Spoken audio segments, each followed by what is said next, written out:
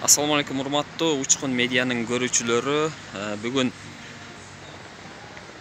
30 октябрь 2021 жыл.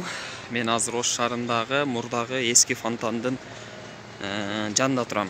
Бул жерде оңдоп аткан эле бир ай мурда.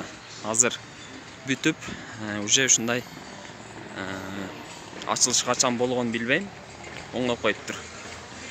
Санжыра дейт, бул жак кафе экен. Күнгө чагылышып жакшы көрүнбөй атат. Бул жер фонтан ортосу. Тиякта 2, 4, 5 кыргыз үй турат.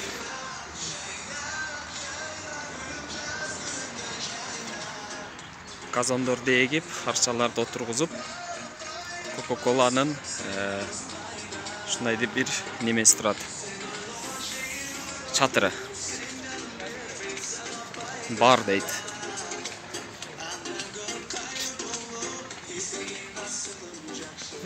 Бул жак уже эски Навай паркы.